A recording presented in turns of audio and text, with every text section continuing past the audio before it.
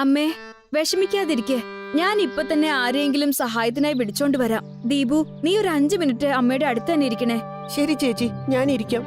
സരിത ഓടി അയൽക്കാരനായ വിക്രമിന്റെ വീട്ടിലേക്ക് ചെന്നു. ശക്തിയായി വാതിൽ തട്ടി വിളിക്കാൻ തുടങ്ങി. വിക്രം അങ്കിൾ, വാതിൽ തുറക്കൂ പ്ലീസ്. വിക്രം അങ്കിൾ, വാതിൽ തുറക്കൂ പ്ലീസ്. വിക്രം അങ്കിൾ. 2 മിനിറ്റിന് ശേഷം വിക്രം വാതിൽ തുറന്നു. അങ്കിൾ, ഞങ്ങളുടെ മമ്മി പെട്ടെന്നൊന്ന് ബോധം കെട്ട് വീണു. ഞങ്ങളെ ഒന്ന് സഹായിക്കണം പ്ലീസ്. വിക്രമും സരിതയും പെട്ടെന്ന് തന്നെ ഓടി സരിതയുടെ വീട്ടിലേക്ക് വന്നു. സരിതയുടെ അമ്മയ്ക്ക് അപ്പോഴും ഓർമ്മ വന്നിട്ടുണ്ടായിരുന്നില്ല. സരിതയുടെ കുഞ്ഞനുജനായ ദീപു അപ്പോഴും വലിയ വായിൽ നിലവിളിച്ചുകൊണ്ടിരിക്കുകയായിരുന്നു.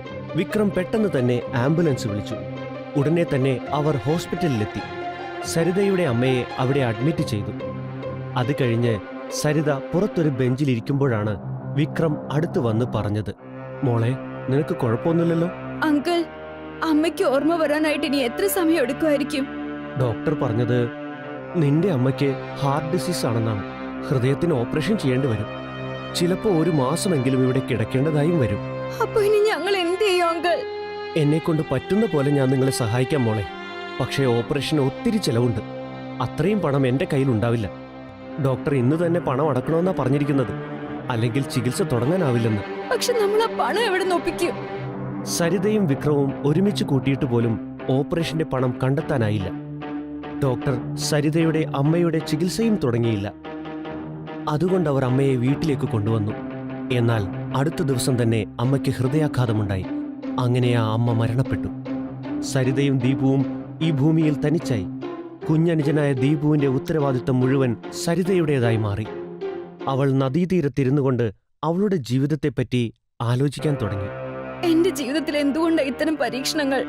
1 വർഷം മുന്നേ എന്റെ കുടുംബം എത്ര സന്തോഷത്തിലായിരുന്നു കഴിഞ്ഞത്. ചിരിയും കളിയും മാത്രമായിരുന്നു.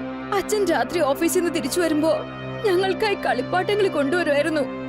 അമ്മ സ്വാദിഷ്ടമായ ഭക്ഷണം ഉണ്ടാക്കി തരുമായിരുന്നു. അന്നൊക്കെ ഞാനും ദീപും വഴക്കുണ്ടാക്കുമായിരുന്നു. അത് കണ്ടിട്ട് അമ്മ ഞങ്ങളെ ശിക്ഷിക്കുകയും ചെയ്യും. ഞങ്ങളെല്ലാം ഒത്തുചേർന്ന് ചിരിച്ചു കളിച്ച് എത്രയെത്ര യാത്രകളൊക്കെയാ നടത്തിയിരുന്നത്. എന്റെ അച്ഛന്റെ ഓമനയായിരുന്നു ഞാൻ. പക്ഷെ ആ രാത്രിയിൽ എല്ലാം മാറിമറിഞ്ഞു. അന്ന് രാത്രി റോഡിൽ കിടന്ന് അച്ഛൻ മരിച്ചപ്പോ മുതല് ഞങ്ങൾക്ക് ആരുമില്ല. അമ്മ കൂടി മരിച്ചതോടെ ഈ ഭൂമിയിൽ ഞങ്ങൾക്ക് ആരുമില്ലാതായി. ഞാൻ എന്റെ ദീപുവിന് വേണ്ടി ജീവിച്ചേ തീരൂ. അവന് വേണ്ടി ജീവിക്കാൻ ധൈര്യം ഉണ്ടാക്കി എടുത്തേ പറ്റൂ. ഇനി ഞങ്ങൾക്ക് ഞങ്ങളുടെ വീട് മാത്രമേ സ്വന്തമായിട്ട് ബാക്കിയുള്ളൂ. സരിത അവളുടെ വീട്ടിൽ തിരിച്ചെത്തിയപ്പോ അവൾ കണ്ടത് ദീപു വീടിന് പുറത്തുനിന്ന് കരയുന്നതാണ്. എന്തു പറ്റി ദീപു? നീ എന്തിനാ കരയുന്നത്? അങ്കിള് നിന്നെ നോക്കിക്കൊള്ളാന്നല്ലേ പറഞ്ഞു. എന്നിട്ട് അങ്കിൾ എവിടെ? അപ്പോൾ വിക്രം അകത്തുനിന്നും ചില പേപ്പേഴ്സുമായി പുറത്തേക്ക് വന്നു. അത് സരിതയ്ക്ക് കൊടുത്തിട്ട് പറഞ്ഞു, നിങ്ങൾക്ക് ഈ വീട്ടിൽ ഇനി ഒരു അവകാശമില്ല. ഈ വീടിപ്പോ എന്റെയാണ്. ഇതതിന്റെ രേഖയുടെ പകർപ്പാണ്. വേഗം നിങ്ങളുടെ സാധനങ്ങളൊക്കെ വാരിക്കെട്ട്, എന്നിട്ട് ഇവിടെ നിന്ന് ഇറങ്ങാൻ നോക്ക്. സരിതയ്ക്ക് സ്വന്തം കണ്ണുകളെ വിശ്വസിക്കാനായില്ല. അവൾ തന്റെ വിക്രമങ്കിളിനെ അത്രയ്ക്കും വിശ്വസിച്ചിരുന്നു. ആ വിശ്വാസം മുതലെടുത്ത് വിക്രം സരിതയുടെ വീട് അയാളുടെ പേരിലാക്കി മാറ്റി. സരിതയും ദീപുവും അനാഥരായി മാറി. സരിതയ്ക്ക് മറ്റു വഴികൾ ഉണ്ടായിരുന്നില്ല.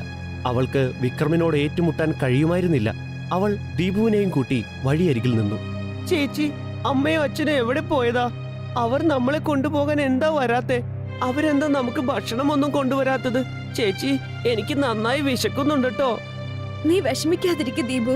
മമ്മിയും പപ്പയും എങ്ങും പോയിട്ടില്ല. അവരെപ്പോഴും നമ്മുടെ കൂടെ തന്നെയുണ്ട്. നമ്മളെ കാണുന്നുണ്ട്. നമ്മുടെ അടുത്തേക്ക് വരാൻ പറ്റില്ല എന്ന് മാത്രമേ ഉള്ളൂ. എന്നാ ഞാനില്ലേ നിന്റെ കൂടെ? ഞാൻ എന്നും നിന്റെ കൂടെ തന്നെ ഉണ്ടാവും. ഇപ്പൊ നീ ഉറങ്ങാൻ നോക്ക്. നാളെ എന്തായാലും ഞാൻ നിനക്ക് ഭക്ഷണം വാങ്ങിത്തരാം. സരിത ദീപുവിനെ ഒരു വിധത്തിൽ ഉറക്കി. തൊട്ടടുത്തുള്ള ചില ഹോട്ടലിൽ ചെന്ന് അവൾ ഭക്ഷണം യാചിച്ചു. എല്ലാ ഹോട്ടലുകളിലും അവളെ ഓടിക്കുകയാണ് ചെയ്തത്. പിന്നീട് അവൾ രാംധാരിയുടെ ഹോട്ടലിൽ ചെന്നു. അങ്കിൾ, 2 ദിവസമായി ഒന്നും കഴിച്ചിട്ടില്ല. പ്ലീസ് എന്തെങ്കിലും കഴിക്കാൻ തരണം. Please uncle. രാത്രിയാകുമ്പോ ഇവറ്റകൾ എവിടെ നിന്നൊക്കെ വരുന്നോ എന്തോ. ഓടിക്കോ ഇവിടുന്ന്.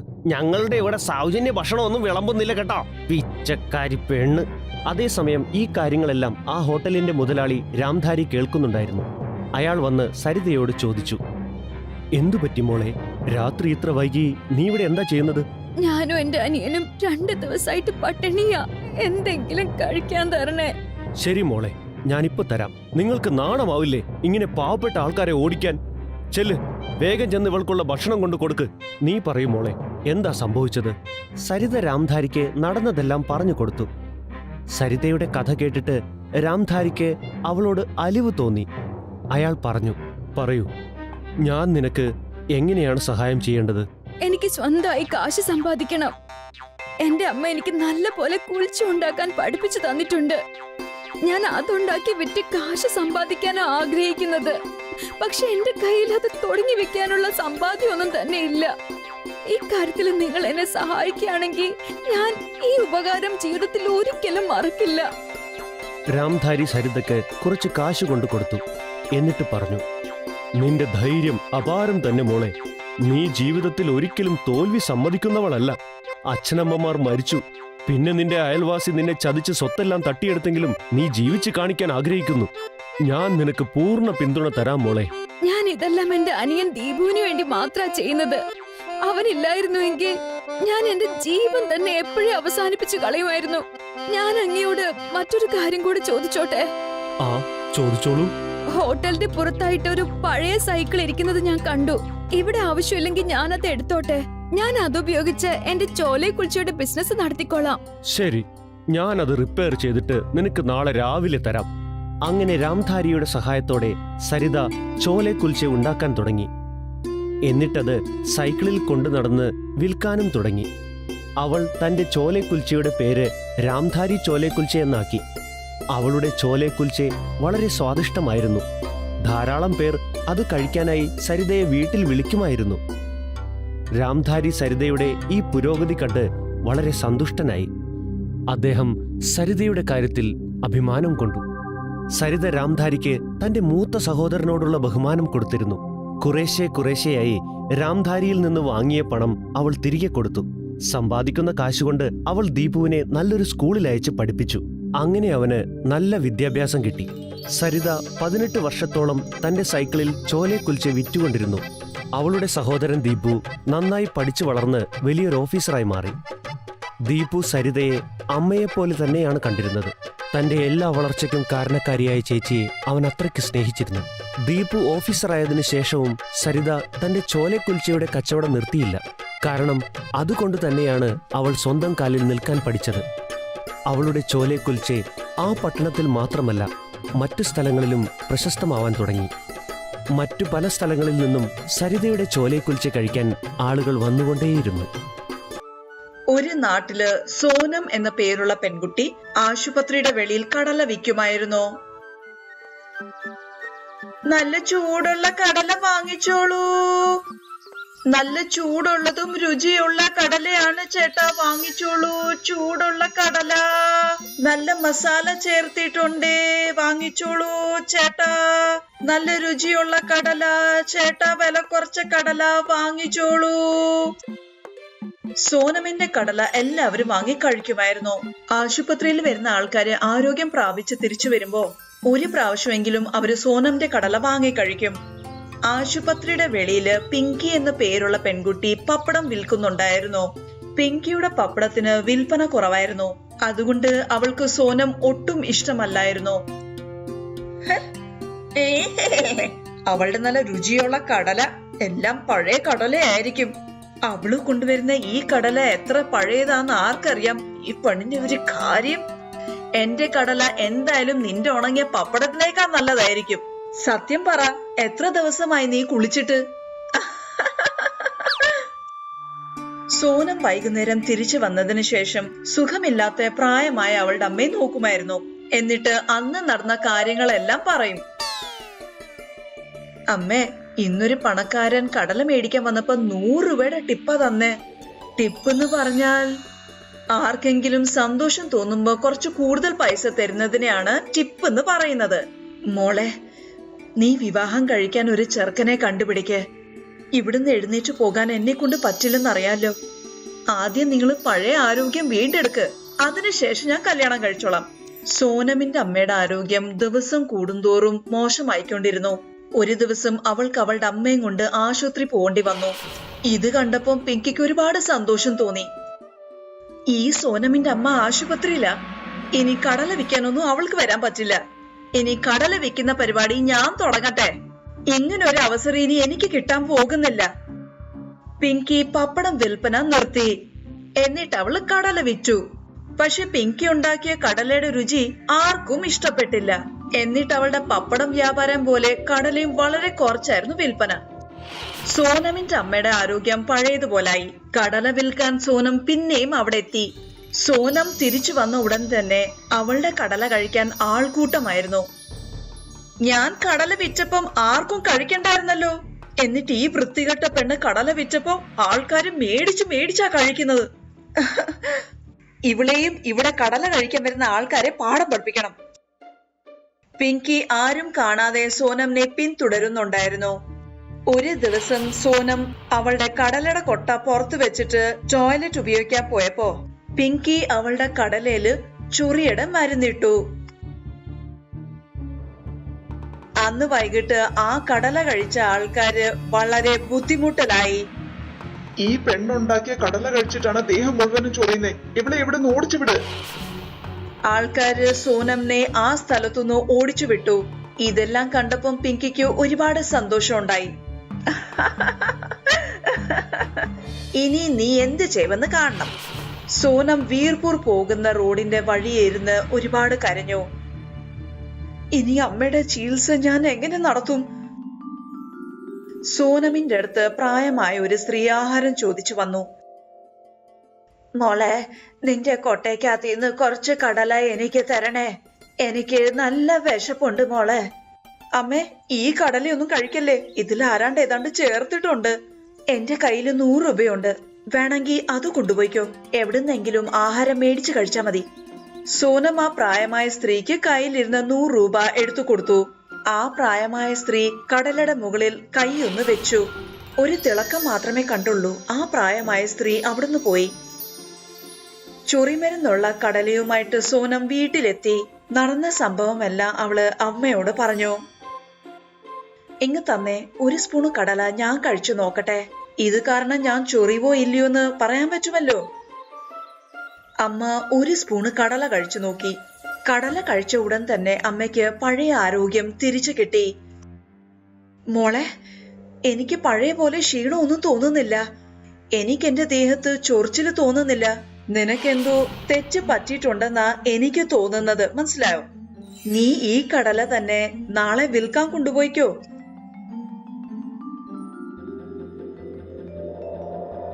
അടുത്ത ദിവസം തന്നെ സോനം കടലയുമായിട്ട് ആശുപത്രിയുടെ വെളിയിലെത്തി. ഒരു പെൺകുട്ടി അത്ഭുതമുള്ള കടല വിൽക്കുന്നു എന്നുള്ള കാര്യം ആശുപത്രിയുടെ പുറത്തുള്ള ആൾക്കാരെ അറിഞ്ഞു. അവളുടെ കടല കഴിച്ചാൽ ഏതൊരു ദീനവും മാറിക്കിട്ടുമെന്നാണ് വിശ്വാസം. സോനമിന്റെ അരികില് രോഗികളുടെ ആൾക്കൂട്ടം തന്നെ ഉണ്ടായിരുന്നു. ആൾക്കാർ അവൾക്ക് ഇരട്ടി കാശ് കൊടുക്കാൻ തയ്യാറായിരുന്നു. എല്ലാവരും കടല കഴിച്ച് പഴയ ആരോഗ്യത്തോടെ കൂടി തിരിച്ച് വീട്ടിലേക്ക് മടങ്ങി. താമസമില്ലാതെ ഈ വിവരം പിങ്കി അറിഞ്ഞു. അത്ഭുതമുള്ള കടലയോ? ഇതെന്ത് ഭ്രാന്താണ്? എന്നാൽ ഞാനോടൊന്ന് കഴിച്ചു നോക്കട്ടെ. പിങ്കിയും സോനമിന്റെ കടല വാങ്ങിച്ചു. അവൾ ആ കടല എടുത്ത് വായിലിട്ടപ്പോ തന്നെ ദേഹം മുഴുവനും ചൊറിയാൻ തുടങ്ങി. അയ്യോ, ഇതെന്താ നടക്കുന്നതിന്? ദേഹം മുഴുവനും ചൊറിയുന്നുണ്ടല്ലോ. ഓ, ഇതിനകത്ത് എന്താണ് ഈ ചേർത്തിരിക്കുന്നേ? ഓ, എനിക്ക് വയ്യ. ചൊറിഞ്ഞു മതിയായി. എന്റെ ദേഹം മുഴുവനും ചൊറിയുന്നുണ്ടേ.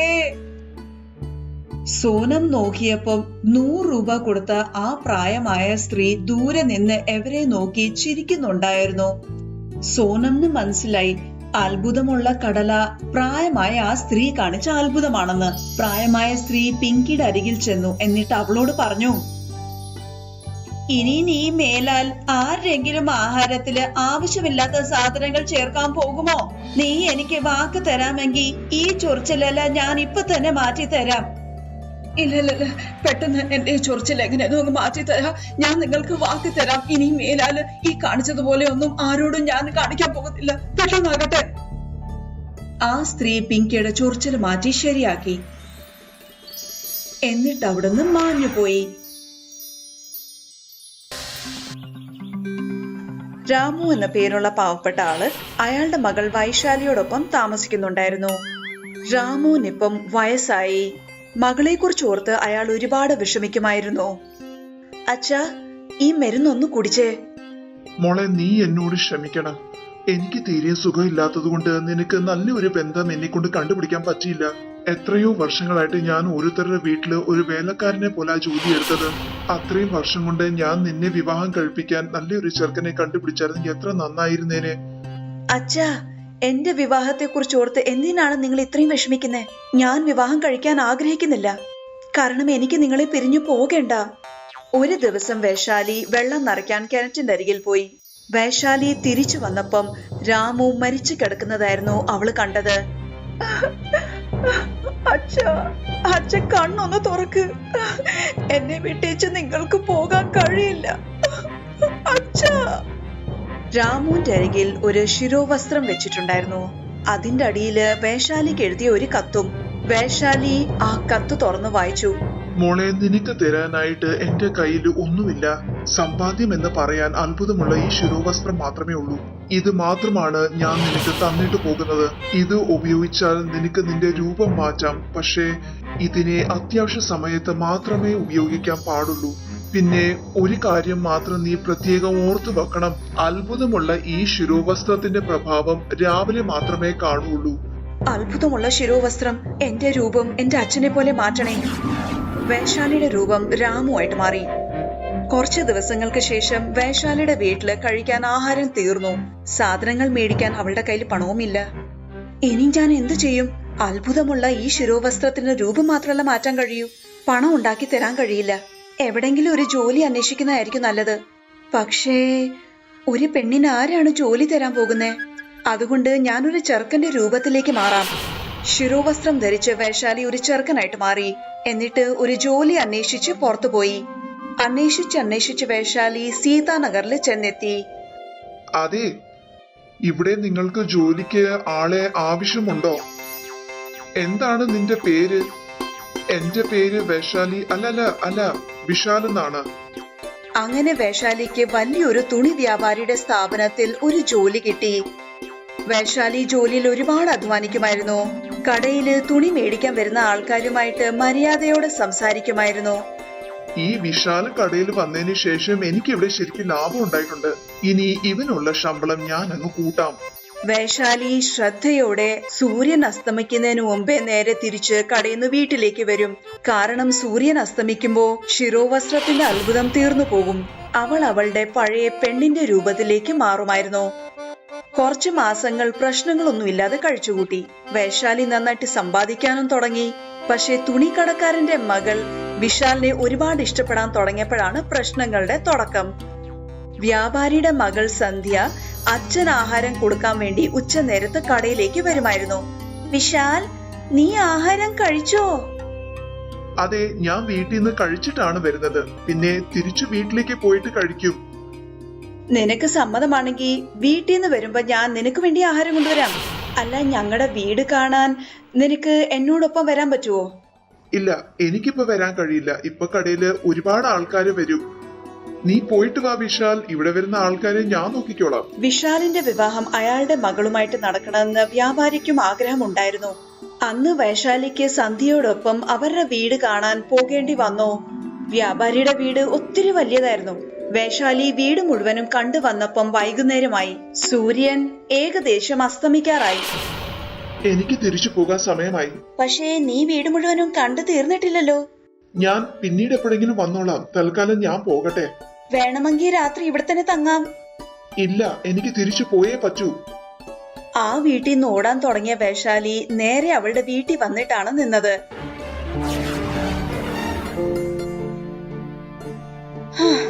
എന്റെ ദൈവമേ, ഭാഗ്യം കൊണ്ടാ ഞാനിന്ന് രക്ഷപ്പെട്ടത്. ഇനി എന്ത് ചെയ്യണമെന്ന് വൈശാലിക്കൊന്നും മനസ്സിലായില്ല. അവള് സ്വയം ഒരു സ്ത്രീ ആയതുകൊണ്ട് വ്യാപാരിയുടെ മകളുമായിട്ട് വിവാഹം കഴിക്കാൻ പറ്റില്ലെന്ന് അവൾക്ക് നന്നായിട്ട് അറിയാമായിരുന്നു. അതല്ല, അവൾ ഇനി വ്യാപാരിയോട് കാര്യങ്ങളെല്ലാം തുറന്നു പറഞ്ഞാ പിന്നെ അവളുടെ ജോലി പോകും. ജോലി ചെയ്താലും എനിക്ക് വിടാൻ പറ്റില്ല. ഇനി വ്യാപാരി വിവാഹത്തിന്റെ കാര്യം എന്തെങ്കിലും ചോദിച്ചാ ഞാൻ എന്തെങ്കിലും പറഞ്ഞു ഒഴിയാൻ നോക്കാം. വ്യാപാരി എപ്പോഴെങ്കിലും വൈശാലി, അതായത് വിശാലിനോട് വിവാഹത്തെ കുറിച്ച് സംസാരിക്കുമ്പോ വൈശാലി എന്തെങ്കിലും ഒരു കാരണം പറഞ്ഞ് ആ കാര്യം ഒഴിവാക്കുമായിരുന്നു. ഒരു ദിവസം വ്യാപാരി അയാളുടെ മകളോട് പറഞ്ഞു, ഈ വിശാൽ ആരോടും ഒരു കാര്യം തുറന്നു പറഞ്ഞിട്ടില്ല. അവനെ കുറിച്ചുള്ള ഒരു വിവരം പോലും നമുക്ക് വ്യക്തമായിട്ട് അറിയത്തില്ല. ഇന്ന് വൈകുന്നേരം നീ അവനെ പിന്തുടരണം. എന്നിട്ട് അന്വേഷിക്കുക അവൻ എവിടാ താമസിക്കുന്നതെന്ന്. അന്ന് വൈകിട്ട് സന്ധ്യ വിശാലിനെ പിന്തുടർന്നോണ്ടിരുന്നു. എന്നിട്ട് വിശാൽ രൂപം മാറുന്നത് അവള് കണ്ടു.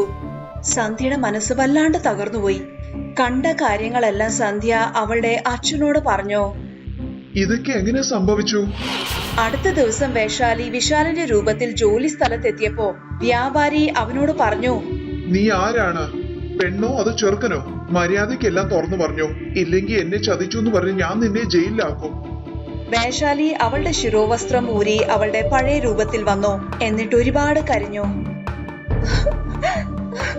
ഞാൻ ഒരു പെണ്ണാണ്. പെണ്ണുങ്ങൾക്ക് ആരും ജോലി തരാറില്ല. അതുകൊണ്ട് പണം സമ്പാദിക്കാൻ വേണ്ടിയാ ഞാൻ ഒരു പുരുഷന്റെ വേഷം കെട്ടിയത്. അത്ഭുതമുള്ള ഈ ശിരോവസ്ത്രം എന്റെ അച്ഛനാണ് എനിക്ക് തന്നത്. ദൈവത്തെ ഓർത്ത് എന്നെ ജോലിന്ന് പിരിച്ചുവിടില്ല. എനിക്ക് വീട്ടിൽ വേറെ ആരുമില്ല. ഇത്രയും ദിവസമായിട്ട് നീ ഞങ്ങൾ രണ്ടുപേരെയും വെട്ടിയാക്കുമായിരുന്നു. പോട്ടെ, സാരമില്ല. ഇനി നിനക്ക് ഈ ലോകത്ത് മറ്റാരുമില്ലെന്ന് നീ പറയുന്ന ഈ കാര്യം സത്യമാണെങ്കിൽ പിന്നെ എനിക്ക് ഒന്നല്ല 2 പെൺകുട്ടികളാണുള്ളത്. പക്ഷെ അത്ഭുതമുള്ള ഈ ശിരോവസ്ത്രം നീ ഇനി ഇടില്ല.